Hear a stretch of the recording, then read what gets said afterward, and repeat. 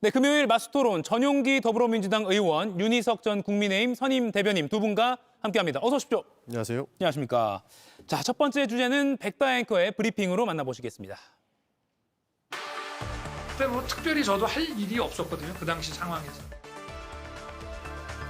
온 국민이 공포와 혼란에 빠졌던 그 순간을 할 일 없던 시간이었다라고 회고한 게다가 부하 탓은 또 나왔습니다. 국방장관에게 전화를 받았습니다. 여론조사 꽃, 또 민주당 당사, 또 무슨 언론사에도 병력을 좀 보내야 될 것 같습니다. 그래서 아니 거기는 민간기관이니까 안 된다. 제가 잘랐거든요. 같은 법정에서 소란을 일으킨 김용현 전 국방장관의 변호인. 법정 밖에 나와서는 아예 선을 넘는 발언을 쏟아냈는데요. 이진관 있는 죽었어요 이거. 걔 약한 놈입니다. 뭣도 아니 엄청 위세를 떨더라고요. 근데 전직 대통령의 황당 발언부터 전직 국방장관 변호인의 기행까지 비상계엄 선포 1년이 가까워지는 이 시점에도 반성은 찾아볼 수 없습니다. 네, 첫 번째 주제는 윤석열 전 대통령의 황당 발언, 변호인들은 돌발 행동 이렇게 잡아봤습니다. 계속 이제 법정 중계가 되다 보니까 국민들이 뭐 유튜브 등을 통해서 또 저희 방송 등을 통해서 많이 보고 좀 일종의 충격을 받고 있는데 뭐 하나만 소개해드리면 계엄 선포 후에 특별히 할 일이 없어서 나경원 의원과 통화했다 이런 발언도 했고요. 이거 어떤 좀 계산이 깔린 발언들이라고 생각하세요? 또는 계산이 깔려 있다고 보세요? 돌발 행동이라고 봅니다. 기본적으로 할 일 없었다라고 답변할 수는 없는 것이죠. 그리고 그 계엄의 심각성을 본인만 모르고 있었던 것이고 지금 이 재판 과정들을 쭉 이렇게 살펴보면 본인은 절대 반성이 없었다라는 느낌을 저는 받고 있습니다. 예. 그리고 우리 국민들도 계엄 해방이 상당히 충격적이었는데 본인은 그냥 이것을 승패로만 봤던 것 같고 거기에서 본인이 앞으로 어떠한 역할을 할 것인가에 대한 그러니까 법적인 조치까지 생각지도 않고 지금 이 상황을 어떻게 이끌어 나갈지만 생각하다 보니 TV에는 국회가 나왔던 것이고 국회의 원내를 움직일 수 있는 사령탑과 통화해서 무엇인가 지시를 하려고 했던 것 아니냐 하는 의혹까지 추가적으로 더 의심가게 하는 상황이다. 저는 그렇게 보고 있습니다. 예, 어떻게 보셨습니까? 애초에 뭐 나경원, 추경호 이분들이 윤 대통령과의 통화 내용을 묻는 질문에 계엄을 미리 알려주지 않아서 미안하다. 뭐 이렇게 공통된 내용을 말씀하셨잖아요. 거기에 비춰 본다면 윤 대통령이 내가 그런 말을 했다라는 것을 더 강조하기 위해서 뭐 딱히 될 말씀이 없었던 것 같아요. 그러니까 예. 할 일이 없었다는 말을 하니까 아니 그렇게 위중한 시간에 어떻게 계엄령을 선포한 당사자가 할 일이 없었냐 이렇게 이제 비판을 받는 지점이 있는데 그것과 진짜 통화 내용이 어떻냐 하는 것을 연결하는 것은 예. 많이 무리가 있어 보입니다. 여기서 우리가 집중해야 할 거는 윤 대통령이 재판정에서도 피고인이 해야 할 어떤 발언의 어떤 수준이라든지 이런 태도 이런 것과 달리 너무나 좀 자유롭게 또 평소의 말씀처럼 발언을 하다 보니까 그 과정에서 이제 이런 것들이 많이 국민들에겐 충격으로 다가온다. 이 부분이 핵심이라고 저는 생각합니다. 그 부분인데요. 그러니까 이게 법정 중계가 된다는 건 피고인에게도 당연히 통지가 된 것이고 그런 상황에서 예를 들어 12월 3일 밤에 계엄령을 선포했으면 아무리 뭐 본인이 뭐 어떤 뭐 무도한 일을 꾸미더라도 뭐 외신들에서 계속 이제 걱정하는 보도가 나오고 뭐 그랬는데 뭐 경제 위기도 있을 것이고 뭐 그런 걸 살펴봤으리라 조금 믿음이 있었는데 할 일이 없었다라는 발언을 내놓은 거는 글쎄요 이게 지금 보고 있는 국민들 그러니까 뭐 지금 법정 중계가 된다는 걸 알고 있을 상태니까 아무 의식을 안 했다는 것 같기도 하고요. 그러니까 지금 한 3년 반가량을 대통령 임기를 채우지 않았습니까? 그동안 했던 일들, 2년 반인가, 2년 반을 대통령직에 있었는데 얼마나 책임감 없이 대통령직에 임했는지를 볼 수 있을 것 같습니다. 기본적으로 본인은 지시를 해놨기 때문에 할 일이 실제로 없을 수도 있습니다. 왜냐하면 법적 절차에 따라서 계엄령을 선포했고 이후에 국무위원들을 불러놓고 본인에 대한 엄포를 놓아놨고 실제로 이제는 국회에 계엄군을 투입시켜 놓은 지시를 해놓은 상태 아니겠습니까? 그리고 그 일련의 상황들을 본인은 지켜보는 시간이었을 거니 아무래도 심리적으로 본인도 무언가의 불안감이 있었을 것이고 국회 상황이 어떻게 돌아가고 있는지는 TV로만 봐서는 모두 안 나오니 아마 추경호 원내대표나 나경원 의원에게 가깝다고 생각하는 의원들에게 전화를 해서 그 상황을 체크하는 상황이 아니었을까 싶습니다. 그러니까 전반적으로 본인이 계엄령을 선포하면서 국가에게 주는 긴장감, 본인만 체감을 하지 못하고 있었던 것에 대한 반증이다. 그렇게 보고 있는 것이죠. 예. 그래서 그 앞전에 있었던 그 2년 반을 얼마나 생각 없이 책임감 없이 일을 해왔는가를 다시 한번 의심하게 되는 대목이라고 저는 생각합니다. 그리고요. 어제 한덕수 전 총리 재판에 윤 전 대통령이 증인으로 나와서 한덕수 전 총리 입장에서는 좀 고마운 한 전 총리가 만류했다는 식으로 말을 했거든요. 이건 어떻게 봐야 됩니까? 그러니까 제가 윤 대통령의 이제 재판정에서 발언을 거의 다 봐요. 예. 시간을 들여서 다 보다 보면 지금 이제 이런 질문들이 들어오지 않습니까? 왜 한덕수 전 총리에 대해서는 우호적으로 얘기하고, 예를 들어 김용현 전 장관 같은 경우는 가장 가까운 사람이라고 볼 수 있는데 분리할 수 있는 진술을 하고 이 전략이 뭐냐 이렇게 물어보시는데, 제 생각엔 그런 고려가 있어서 발언을 선별적으로 한다 이런 생각이 안 들어요. 왜냐하면 방금 말씀드렸지만 예를 들어서 할 일이 없어서 내가 전화를 했다. 당의 유력자들에게 할 일이 없어서 전화를 했다 말을 했을 때 본인한테 득이 되겠습니까? 다들 기가 차 할 얘기잖아요. 예. 물론 법리적으로 따졌을 때 뭐 법률에 저촉되는 발언은 아니지만은 결국 본인에게 이득될 건 없는 발언입니다. 지금 이런 발언들이 뭐 후에도 말씀하시겠지만 뭐 홍장원 증인과의 어떤 설전이라든지 예. 이런 여러 가지를 봤을 때 윤 대통령의 계엄령 발동 과정에서 이 심각성을 인지했느냐 여부는 뭐 변론으로 하고, 현재 진행되고 있는 재판에서도 이 재판에 대해서 어떻게 임하고 있는가에 대한 것을 유추할 수가 있어요. 일단 재판 자체를 거부하는 느낌이 들어요. 이 재판의 어떤 뭐 신성함이라든지 어떤 이 재판이 갖고 있는 뭐 엄숙함, 뭐 정치적 무게 이런 것들에 대해서 일단 거부하고 네. 인정하지 않은 상태에서 진술하고 있는 게 아니냐. 따라서 어떤 증인, 피고인들에 대해서 각각 유불리하게 해석될 수 있는 증언을 한다라는 전제 자체가 예. 성립하기가 어려워 보입니다. 제가 볼 때는. 법적인 치밀한 계산 이런 전제가 없다. 동의하십니까? 저도 동의합니다. 실제로 모든 걸 내려놓으려고 하고 있고 굉장히 좀 거부감 있는 상태에서 재판에 임하고 있는 듯한 느낌을 받습니다. 기본적으로 법정에서 오래 있었죠. 검사 생활을 오래 했기 때문에 이 법정이 본인에게 주는 긴장감도는 좀 떨어질 수 있습니다. 그러나 본인이 피의자 신분이라는 것도 망각한 채 대통령직에 있었던 그 상황적인 측면만 가지고 재판에 임하고 있다는 느낌을 드는 겁니다. 그러다 보니 정말로 대통령으로 재직했던 사람이 해서는 안 되는, 할 일 없어서 통화했다 이런 얘기까지 나오는 것 같은데요. 그동안에 왕관의 무게를 건디지 못했을 것이라는 추측도 충분히 가능할 것 같습니다. 예. 그리고 오늘 공판에서요. 윤 전 대통령이 한 전 총리 공판에서 제시됐던 그 국무회의 CCTV 이거 증거로 좀 제출하자 이렇게 자기 재판에서 얘기했거든요. 그러니까 국무위원들의 의결권 침해 그 부분에 대해서 정상적인 국무회의다라고 주장을 하는 건데, 그것과 연관지어 보면요. 한덕수 전 총리가 나한테는 만류했어. 그러니까 만류도 하고 이런 토론이 있던 국무회의야 라는 걸 주장하기 위함은 아니었을까? 이것도 너무 저희가 선회하는 걸까요?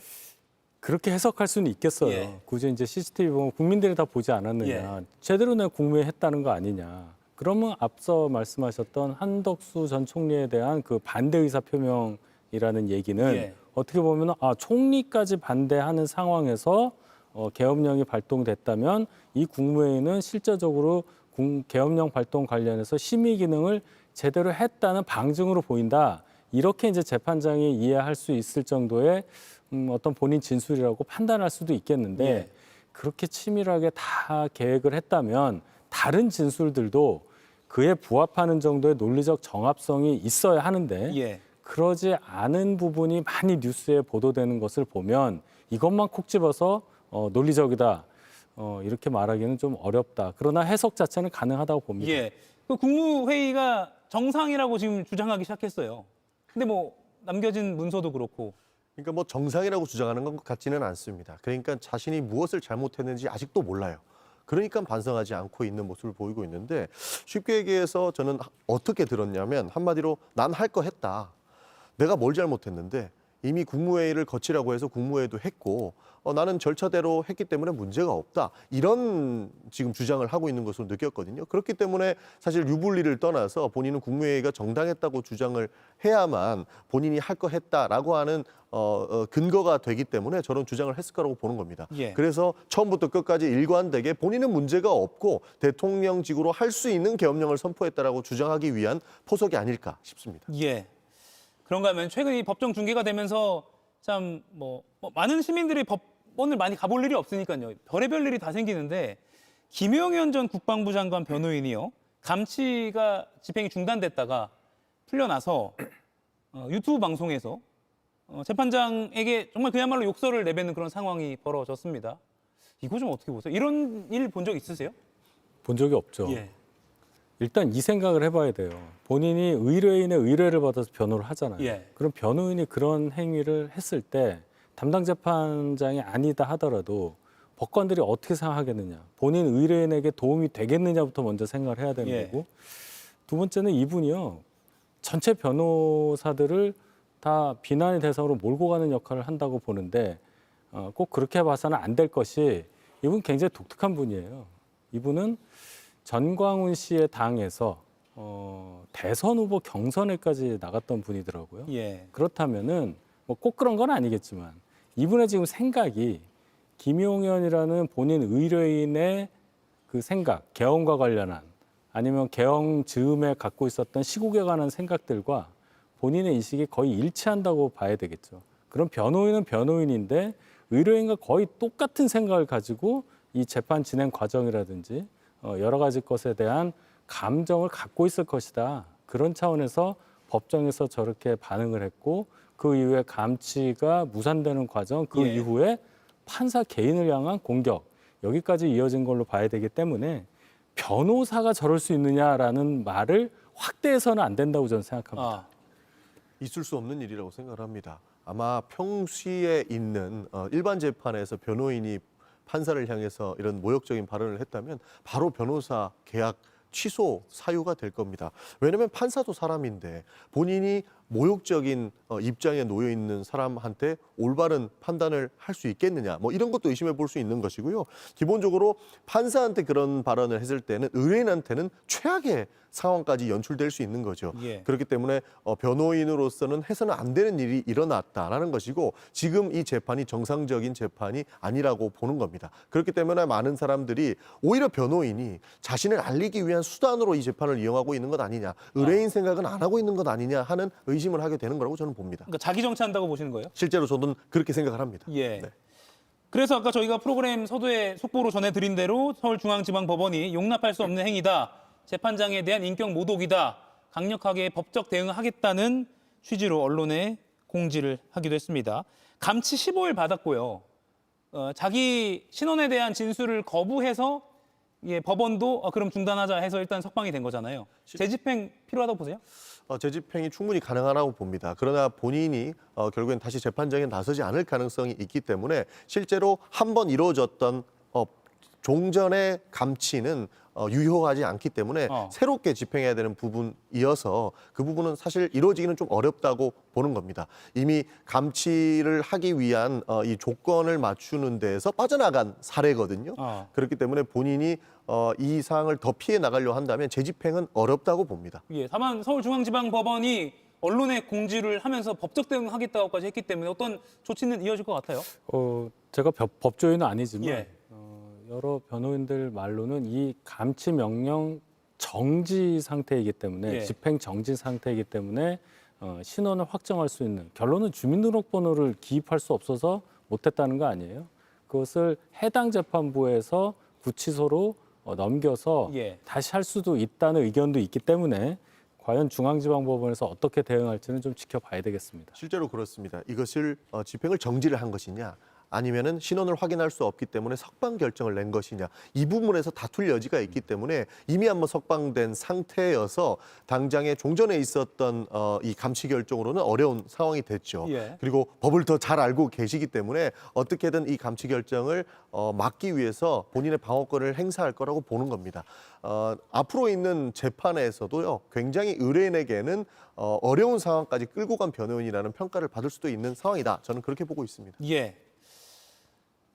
어떻게 될지 봐야 될 것 같아요. 서울중앙지방법원이 어떤 법적 대응을 할지. 그러니까 이게 사실 법원 차원에서도 사상 초유의 일일 거기 때문에 한번 지켜보겠습니다. 전례가 없는 일을 지금 시청자 여러분께서도 겪고 계십니다.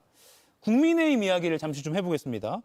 12.3 비상계엄 1년째 되는 날, 그러니까 이제 한 열흘 뒤인데요. 그날이 장동혁 국민의힘 대표 취임 100일이라고 하네요. 그런데 당내에서 사과해야 된다, 윤 전 대통령과 절연해야 된다, 이런 목소리가 오늘 신동욱 최고위원 라디오 인터뷰 등을 통해서 나왔거든요. 어떻게 보세요? 좀 의미가 있다고 저는 생각합니다. 예. 당내에서 한 일주일 전서부터 일부 의원들 중심으로 해서 이렇게 당이 가면 안 되겠다 하는 얘기들이 조금씩 나왔고, 어제는 재선 의원 몇 분이 장동혁 대표와 면담을 했죠. 그래서 당이 이런 식으로 가면 안 된다. 그 전에 그 재선 의원 중에 한 분은 당명도 바꿔야 된다. 예. 이런 어떤 제안을 의원들의 단톡방에서 한 적도 있다고 보도가 됐죠. 예. 그런 가운데 지도부의 수석 최고위원이라고 할 수 있는 신동욱 최고위원이 12.3 개헌 관련한 당의 전향적 입장 표명이 가능하다, 그래야 한다, 국민 눈높이에 맞는 메시지를 내야 한다라고 밝힌 것은 지도부에서도 이 상황을 제대로 좀 인지를 하고 당의 변화에 대한 어떤 압박이라든지 필요성에 대해서 확실하게 인식하고 있다는 것을 나타낸 거라고 봐야 되겠습니다. 예. 그래서 후속 조치로 지금 전국 투어를 하겠다는 거 아니겠어요?